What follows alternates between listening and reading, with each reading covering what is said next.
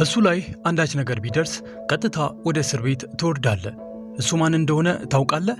የዚህ ከተማ ትልቁ ባለሀብት ነው። በአንድ የስልክ ጥሪ መንግስትን ያናውጣል። በጌታዬ ላይ አንዳች ነገር ቢደርስ ማንም እንደማያድንህ እወቅ። አሁንማ እሱን ማዳን የሚችለው አምላክ ብቻ ነው። ወደ ታሪካችን ከመግባታችን በፊት እስቲ ይህንን ቪዲዮ ከየት ሆናችሁ እንደምትመለከቱት ኮመንት ላይ አስቀምጡልኝ። እንዲሁም ይህንን ቪዲዮ ሲጀምሩት ላይክ ማድረጋችሁን እንዳረሱ፣ ሐሳብ አስተያየታችሁን ኮመንት ላይ አስቀምጡልኝ። ለዚህ ቻናልም አዲስ ከሆናችሁ በቀጣይ እንደዚህ አይነት ተመሳሳይ ቪዲዮዎች እንዲደርሳችሁ ቻናሉን ሰብስክራይብ ማድረጋችሁን እንዳረሱ።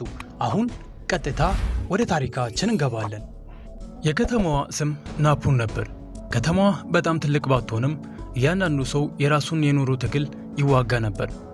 ከዚሁ ከተማ አሮጌ የአትክልት ተራ ጀርባ ባለችው አንዲት የድሃ መንደር ውስጥ ሱራጅ ከእናቱ ጋር በአንዲት ትንሽ ጎጆ ውስጥ ይኖር ነበር። ሱራጅ ዕድሜው 19 ዓመት ቢሆንም ሁኔታዎች ግን ቀድመው እንዲጎለምሱ አድርገውታል።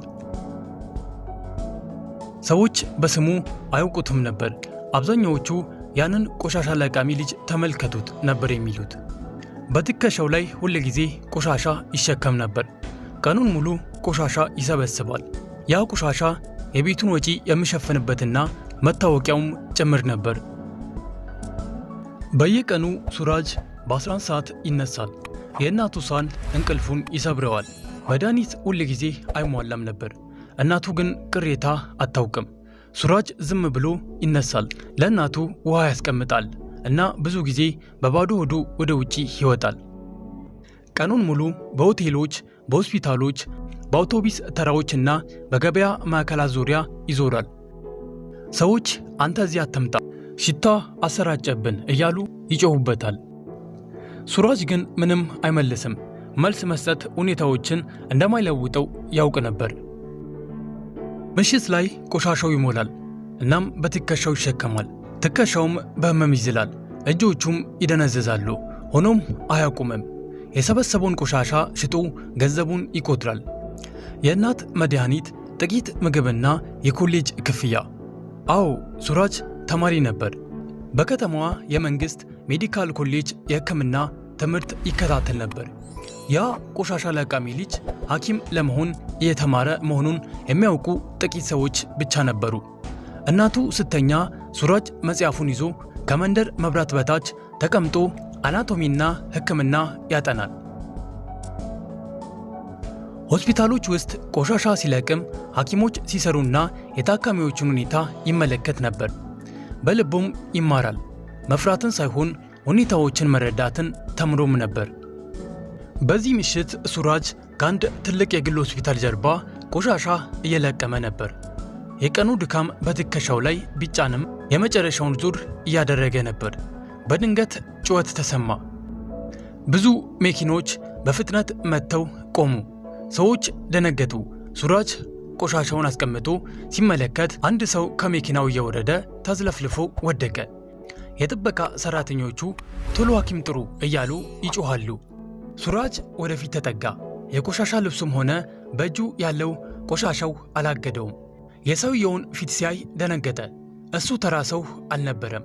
ራግቬንድራ ቻውድሪ ነበር፣ በቴሌቪዥን ደጋግሞ የሚያውቀው ስም። ሱራጅ ጎንበስ አለ። አተነፋፈሱንና የደረቱን እንቅስቃሴ አየ። በመጽሐፍ ያነበበውና በሆስፒታል ያየው ምስል በአእምሮ ተመላለሰ። ይህ ተራ ራስን መሳት አልነበረም። አሁን አንዳች ነገር ካልተደረገ ሊረፍድ እንደሚችል ገባው። በዚህ ቅጽበት ሱራጅ ቆሻሻ ለቃሚ ሳይሆን ሌሊቱን በሙሉ በመንገድ መብራት ስር የሚያጠናው የሕክምና ተማሪ ነበር። ለጥቂት ሰከንዶች ቆመ። እንዲህ ያለ ትልቅ ሰው እንዴት እንዲህ መሬት ላይ ሊወድቅ ይችላል የሚል ሐሳብ መጣበት። ግን ወዲያውኑ ራሱን ሰበሰበ። ስምና ዝና ያኔ ቦታ የላቸውም። ጎንበስ ብሎ የደረቱን እንቅስቃሴ አየ። አተነፋፈሱ በጣም ፈጣን ነበር። ፊቱ ቢጫ እየሆነ ነበር። በግንባሩም ላይ ቀዝቃዛ ላብ ይታይ ነበር። ሱራጅ ዙሪያውን አየ። እስካሁንም ሐኪም አልደረሰም። ጭንቀትና ጩኸት ብቻ ነበር በቦታው ያለው። ሱራጅ ልቡ በኃይል ይመታ ጀመር። ይህ ተራ ሁኔታ እንዳልሆነ አሁን እርምጃ ካልተወሰደ ሰውየውን ወደ ሆስፒታል ማስገባት እንኳ ትርጉም እንደሌለው ተረዳ። እጆቹን ወደፊት ሲዘረጋ ማንነቱ ትዝ አለው። በቆሻሻ ልብስ ሆስፒታል ደጃፍ የቆመ ቆሻሻ ለቃሚ። ሰዎች ይመለከቱት ነበር። ሱራጅ ለመጀመሪያ ጊዜ ፍርሃት ሳይሆን እንግዳ የሆነ ጭንቀት ተሰማው። አሁን ወደ ኋላ ካፈገፈገ ይህ ሰው ዳግመኛ ትንፋሽ ላይኖረው ይችላል። ወደፊት ከሄደ ደግሞ ሊሰድቡት ይችላሉ ወይም ሊያዋርዱት ይችላሉ። ትልቅ ትንፋሽ ወስዶ ቆሻሻውን መሬት ላይ አኖረ።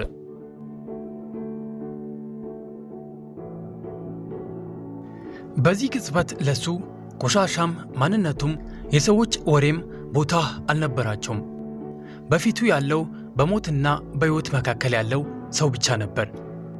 ሱራጅ ወደፊት ሲራመድ አንድ ዘበኛ መጥቶ በኃይል ገፈው። ራቅ ከዚህ ቦታ፣ ሽታ እኮ ገደለን አለው። ሐኪሞች እየመጡ ነው፣ ከዚህ ራቅ አለው። ሱራጅ ወደ ኋላ አፈገፈገ። ቆሻሻውን እግሩ ላይ ተጫነ። ነገር ግን አይኑ መሬት ላይ ካለው ሰው አልተነቀለም። ሁኔታው እየተባባሰ እንደሆነ አየ። ሱራጅ ጌታዬ፣ ሁኔታዎች በጣም መጥፎ ናቸው፣ አሁን አንዳች ነገር ካልተደረገ ሲል ዘበኛው አቋረጠው። አንተ ምን ታደርጋለህ? ቆሻሻ ትለቅማለህ፣ ሂድ ከዚህ አለው። እናም በዚያ ሰዓት አንዳንዶች በሱራጅ ላይ ሳቁበት። ሱራጅ ግን አሰበ፣ ዛሬም ዝም ካልኩ፣ ዛሬም ከፈራው ይህንን ሁሉ ለምን ተማርኩ? መጽሐፍትን ለምን አነበብኩኝ? ሐኪም የመሆን ሕልሜ ምንድን ነው እያለ ራሱን ጠየቀ። የቆሻሻ መልቀሚያውን እጆቹን አየና ዛሬ ካላደረግኩት ራሴን ይቅር አልለውም አለ። በድጋሜ ወደፊት ተጠግቶ በድፍረት እኔ ሐኪም አይደለሁም፣ ግን እንዲህ ያለ በሽታ አይቻለሁ። አሁን ካልተረዱት ሊረፍድ ይችላል አለ። በዚያው ቅጽበት መሬት ላይ የወደቀው የራግቬንድራ ጣቶች ተንቀሳቀሱ። ሱራጅ ልባቸው በትክክል እየሰራ አይደለም አለ። ያን ጊዜ አንዲት ነርስ መጣች። ሱራጅን ከላይ እስከታች አየችውና ማነ? ይህንን እንዴት ልታውቅ ቻልክ? አለችው። የሕክምና ተማሪ ነኝ፣ ሆስፒታሎች ውስጥ እሰራለሁ አላት። ነርሷ የሰውየውን የልብ ምት ስታይ በጣም ደካማ ነበር። ሱራጅ እኔ ኃላፊነቱን ወስዳለሁ፣ አሁን ግን እርምጃ መውሰድ አለብን አላት። ነርሷ ለጥቂት አመነታች። ቶሎና ግን የምታደርገውን አስብ አድርግ አለችው። ሱራጅ ወደ ድንገተኛ ክፍል ገባ። ጓንት አድርጎ የታካሚውን የልብ ምትና የደም ግፊት አረጋገጠ። የደም ግፊቱ እየወረደ ነበር። ሱራጅ ኦክሲጅን ሰጠውና መድኃኒቶችንም ለነርሷ ነገራት። ድምፁ ረጋ ያለ ነበር። የሰውየውም አስተነፋፈስ መስተካከል ጀመረ። ሱራጅ አሁን ሁኔታዎች ተረጋግተዋል፣ ሐኪም ይምጣ አለ። ልክ ያኔ ሁለት ሐኪሞች መጡ። ሐኪሞቹ የታካሚውን ሁኔታ አይተው ሲገረሙ ነርሷ ወደ ሱራጅ ተቆመች። አንዱ ሐኪምም እንዲህ አለው፣ በትክክለኛ ሰዓት ነው የደረስከው አለው። ከጥቂት ቀናት በኋላ ራግቬንድራ ቻውድሪ ነቃ። ማን አዳነኝ ብሎ ሲጠይቅ ነርሷ ሱራጅ የሚባል ቆሻሻ ለቃሚና የሕክምና ተማሪ ነው አለችው። ራግቬንድራ ሱራጅን አስጠራው። ሱራጅ እኔ ቆሻሻ ለቃሚ ነኝ፣ ማታ ማታ ደግሞ የሕክምና ትምህርቴን እማራለሁ አለው።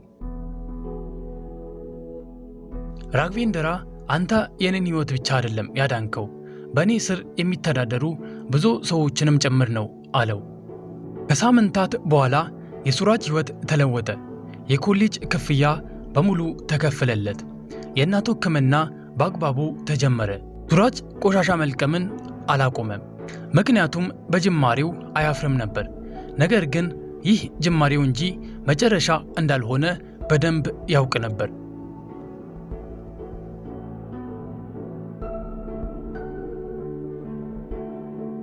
እናም ቤተሰቦቼ የዛሬው ታሪካችን ይህንን ትምህርት እንደሚያስተምራችሁ በጣም እርግጠኛ ነኝ።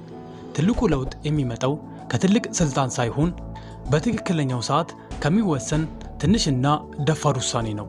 እናም ቤተሰቦቼ የዛሬው ታሪካችን ይህንን ይመስላል። ቪዲዮ ከተመቻችሁ ላይክ ማድረጋችሁን እንዳትረሱ፣ እንዲሁም ሐሳብ አስተያየታችሁን ኮሜንት ላይ አስቀምጡልኝ።